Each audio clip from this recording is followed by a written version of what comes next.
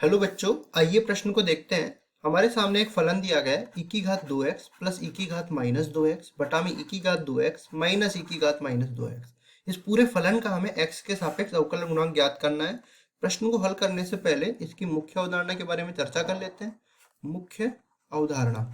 तो देखिए, प्रश्न को हल करने के लिए दो चीजें काम में आने वाली है। पहली चीज हम लोग बता देते हैं, श्रृंखला विधि क्या होती है। जैसे कोई फलन के अंदर फलन दे दिया, मतलब इस तरह से संयुक्त फलनों का सम्मिलन दे दिया तीन फलनों में, और इसका हमें अवकलन करना है, जिसको हम डेश से निरूपित कर देते हैं। तो ये बराबर हो जाता है, सबसे पहले बाहर वाले फलन का अवकलन हो जाए और अंदर वाले फलन इस तरह रहेंगे, और फिर अंदर वाले पे जाएंगे तो जी का अवकलन होगा और इसके अंदर एच इसी तरह रहेगा। फिर एच पे चले जाते हैं तो एच का अवकलन हो जाएगा। ये तो लगाते हैं हम लोग श्रृंखला विधि, तो फलन के अंदर फलन दे दिया। दूसरा हम लोग देखते हैं, जब अंश बटा हर के रूप में आ जाए इस तरह से भिन्न और इसका अवकलन करना हो तो वो बराबर हो जाता है। हर को इसी तरह रखेंगे, अंश का अवकलन कर देंगे।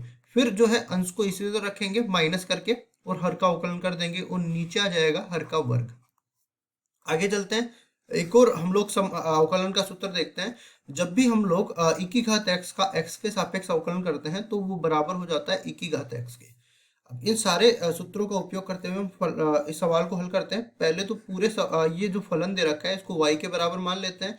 ये बराबर है ई की घात 2x प्लस ई की घात माइनस 2x, और नीचे दे रखा है ई की घात 2x माइनस ई की घात माइनस 2x। अब देखो, ये वाला सूत्र लगाते हैं दूसरा वाला, तो ये बन जाएगा, देखो डी वाई बटा डी एक्स, ये इसी तरह रहेगा। अब देखो हर को इसी तरह रखेंगे, ई की घात 2x माइनस में ई की घात माइनस 2x इसी तरह रहेगा।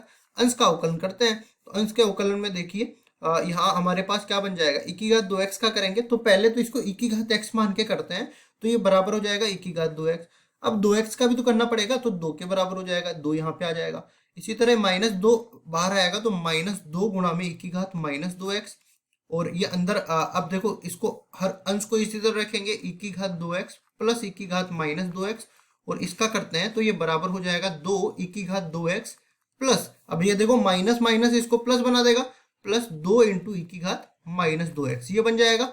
और नीचे देखो हर का वर्ग आ जाएगा अपने पास, हर क्या है ई की घात 2x माइनस ई की घात माइनस 2x, इस पूरे का वर्ग इस तरह से बन जाएगा। इसको आगे फिर से हल करते हैं, तो इसमें से दो बेनिश ले आते हैं, इसमें से दो बेनिश ले आते हैं, तो ये तो क्या बन जाएगा ई की घात 2x माइनस ई की घात माइनस 2x का वर्ग, और ये बन जाएगा ई की घात 2x प्लस ई की घात माइनस 2x का वर्ग। तो देखो इसको सही रूप से लिखते हैं हम, डी वाई बटा डी एक्स, दो पूरे में उभयनिष्ठ आ जाएगा। अंदर क्या बचने वाला है, इधर तो बचने वाला है ई की घात 2x माइनस ई की घात माइनस 2x इस पूरे का वर्ग, माइनस इधर बचेगा ई की घात 2x प्लस ई की घात माइनस 2x इस पूरे का वर्ग।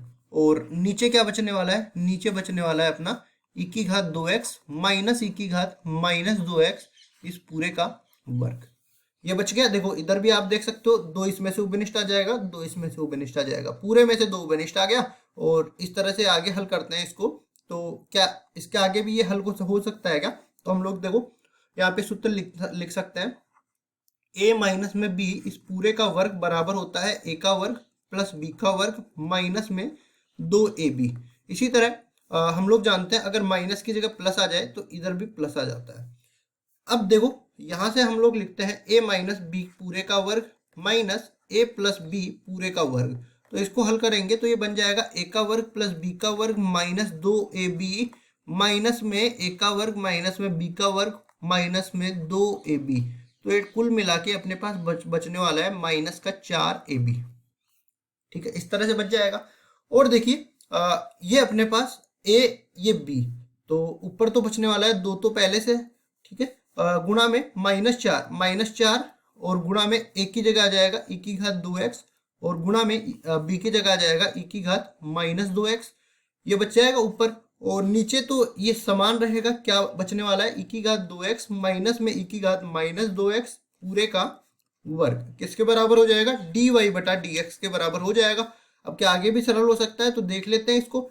देखिए ये तो कुल मिला के बन जाएगा माइनस का 8, और यहाँ पे हम लोग देख सकते हैं कि देखो आधार समान है, घातें जुड़ जाएगी, 2x माइनस 2x 0 के बराबर बन जाएगा, और किसी भी संख्या की घात 0 हो वो इकाई के बराबर आता है, तो माइनस 8 गुणा में 1 बन जाएगा, और नीचे अपने पास बन जाएगा ई की घात 2x माइनस ई की घात माइनस 2x इस पूरे का वर्ग बन जाएगा, बराबर में ये आ गया dy बटा dx के बराबर, या इधर लिखना चाहे तो किसके x के सापेक्ष अवकलन है किसका, e की घात 2x प्लस e की घात माइनस 2x, और नीचे है e की घात 2x माइनस e की घात माइनस 2x। इस फलन का x के सापेक्ष अवकलन का मान हमने निकाल लिया, जो कि बराबर आया -8 बटा में e की घात 2x माइनस e की घात माइनस 2x, इस पूरे की घात 2 के बराबर। यही हमारा उत्तर होगा। आशा करता हूँ ये सवाल आपको समझ में आया होगा। धन्यवाद।